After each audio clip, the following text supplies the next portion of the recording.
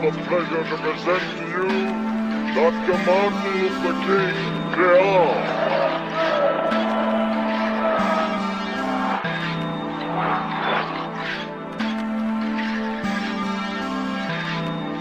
I am happy to join with you today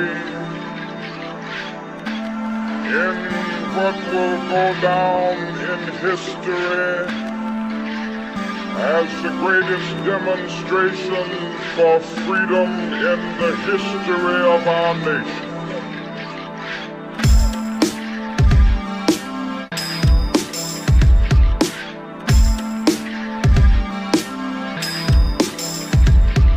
Five score years ago, a great American in whose symbolic shadow we stand today signed the Emancipation Proclamation. This momentous decree came as a great beacon light of hope to millions of Negro slaves who had been seared in the flames of withering injustice. It came as a joyous daybreak to end the long night of their captivity. But 100 years later, the Negro still is not free. 100 years later, the life of the Negro is still sadly crippled by the manacles of segregation and the chains of discrimination. 100 years later, the Negro lives on a lonely island of poverty. I have a dream that one day this nation will rise up, live out the true meaning of its creed. We hold these truths to be self-evident, that all men are created equal.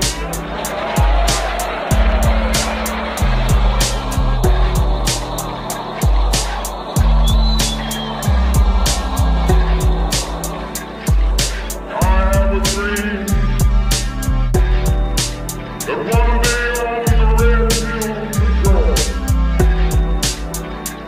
sons of former slaves and the sons of former slave owners will they be able to sit down together at the table of brotherhood. I have a dream that one day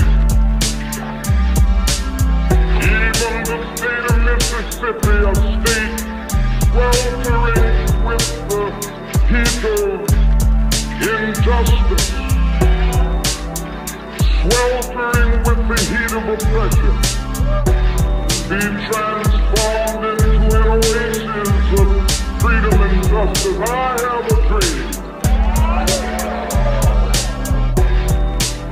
that my 4 little children will one day live in a nation where they will not be judged by the color of their skin, but by the content of their character. I have a dream.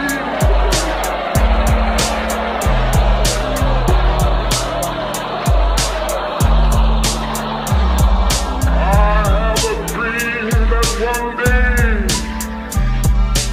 down in Alabama, with its vicious races, with its governor having his lips dripping with the words of interposition and nullification.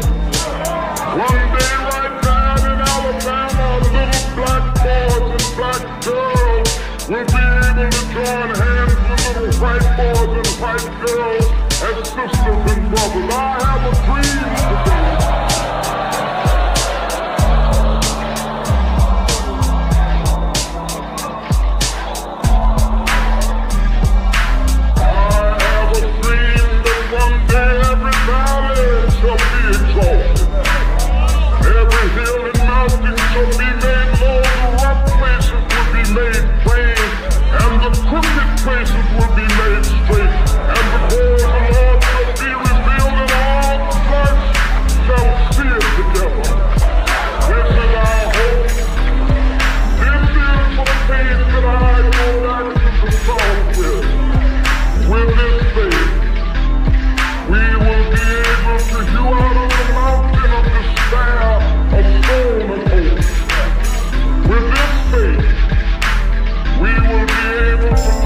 transform the jangling discords of our nation into a beautiful symphony of brotherhood.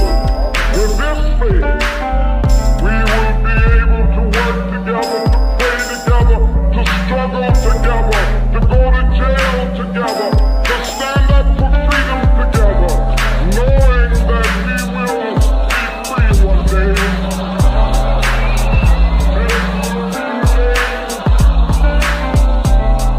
This will be the day when all of God's children be able to sing with new meaning, "My country tears of thee." Sweet land of liberty of thee I sing. Land where my fathers died, land of the pilgrim's pride. From every mountainside, let freedom ring, and if America's to be a great nation, this must become true. So let freedom ring from the prodigious hilltops of New Hampshire. Let freedom ring from the mighty mountains of New York. Let freedom ring from the hiking Alleghenies of Pennsylvania. Let freedom ring from the snow-capped Rockies of Colorado.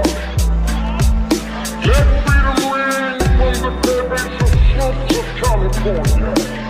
But not only that, let freedom ring from Stone Mountain of Georgia. Let freedom ring from Lookout Mountain of Tennessee.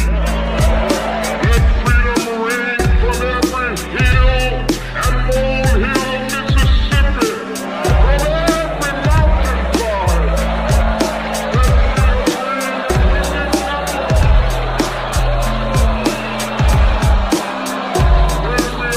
freedom ring. When we let it ring from every village and every hamlet, from every state and every city, we will be able to speed up that day when all of God's children, black men and white men, Jews and Gentiles, Protestants and Catholics, will be able to join hands